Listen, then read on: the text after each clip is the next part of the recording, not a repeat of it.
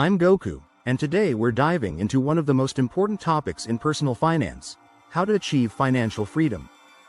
We all dream of a life where money isn't a constant worry, where we can make choices based on what we want, not on what we can afford.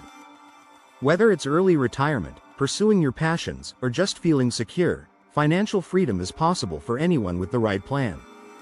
In this video, I'm going to share 5 actionable steps that will help you get there. So, make sure to watch until the end because each step builds on the last. Let's get started. The very first step towards financial freedom is knowing exactly where your money is going. Many of us spend without even realizing it, small purchases here and there that add up to large amounts at the end of the month. So, the goal is to make the invisible visible by tracking your expenses. Start by categorizing your spending: housing, groceries, transportation, entertainment, and so on. There are great tools like Mint or YNAB. You need a budget that can help you do this easily, or even a simple spreadsheet can work wonders. It might surprise you how much you're spending on things like dining out, streaming services, or subscriptions you don't even use anymore. Once you have all your expenses in front of you, it becomes easier to cut back where needed. Here's a tip. Look for the hidden expenses that can be reduced without significantly impacting your quality of life. For example, can you renegotiate your bills or switch to a cheaper phone plan? Small changes add up over time. This isn't just about being frugal, it's about being intentional with how you spend your money so you can allocate more toward things that truly matter, like savings and investments. Next, let's talk about one of the most critical components of financial security: the emergency fund. Life is full of surprises. Whether it's a medical bill, car repair, or job loss, these unexpected costs can derail even the best financial plans if you're not prepared. So, how much should you save? Experts recommend setting aside at least 3 to 6 months' worth of living expenses. This might sound like a lot, but don't panic. The key is to start small and build gradually. Even setting aside $50 or $100 a month will eventually add up. The reason an emergency fund is so powerful is that it protects you from going into debt when unexpected events happen. Imagine this scenario.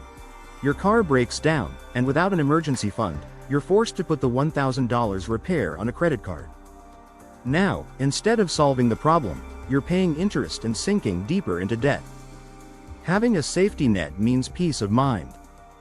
You can handle life's curveballs without relying on high-interest loans or credit cards. Prioritize this fund before you even think about investing because emergencies can, and will, happen. Once you've built your emergency fund, it's time to make your money work for you by investing. Saving alone isn't enough to achieve financial freedom because inflation erodes the value of your money over time. To grow your wealth, you need to invest in assets that appreciate over time, like stocks, bonds, real estate, or even a business. The earlier you start, the better. Thanks to compound interest, even small investments can grow significantly over the years. Let me explain. Compounding means you earn interest not just on your initial investment, but also on the interest that investment has already earned. The longer your money has to grow, the more powerful this effect becomes. For example, if you invest $5,000 a year starting at age 25, by the time you're 65, you could have over $1 million in your account, depending on the interest rate. But if you wait until you're 35 to start investing, you'll have to save nearly double to reach that same amount. Don't worry if you don't have much to invest right now. Even small amounts can make a big difference over time. Look into index funds or ETFs as they offer diversification and tend to have lower fees. Also, don't forget about retirement accounts like a 401k or IRA, where you can get tax advantages while you save for the future. Remember, the goal is to invest consistently and let time do the heavy lifting. One of the biggest barriers to financial freedom is debt, especially high-interest debt like credit cards or payday loans. These types of debt can spiral out of control quickly because the interest accumulates faster than you can pay it off. If you're carrying any high-interest debt, make it a priority to eliminate it. Start by listing all your debts along with their interest rates, and focus on paying off the ones with the highest interest first. This is often referred to as the debt avalanche method. Alternatively, you can use the debt snowball method, where you pay off the smallest debt first to build momentum. The reason this is so important is that the money you're using to pay off interest could instead be going toward investments or savings. Think about it. If you're paying 18–20% interest on a credit card balance, that's essentially robbing your future wealth. To tackle debt faster, look for ways to increase your income, whether through side gigs, asking for a raise, or selling things you no longer need. Every extra dollar you put toward paying down debt gets you one step closer to financial freedom.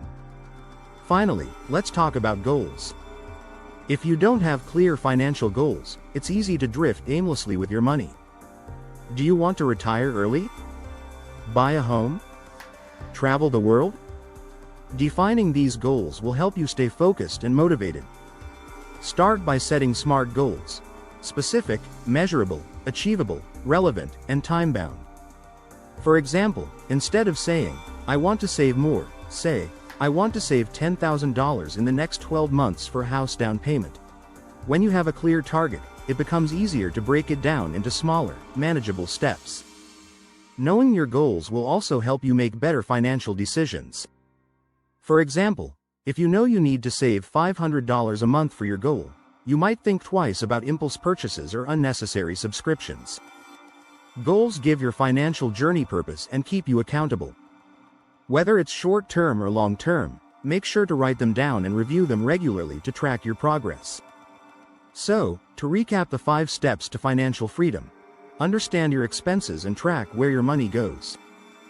Build an emergency fund to cover unexpected costs.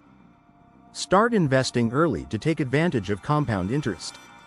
Eliminate high-interest debt to stop wasting money on interest payments. Set clear financial goals to stay motivated and focused. By following these steps, you'll be well on your way to achieving financial freedom. Remember, it's not about how much you earn, but how wisely you manage and grow your money. If you found this video helpful, give it a thumbs up and subscribe for more personal finance tips. Thanks for watching, and I'll see you in the next video.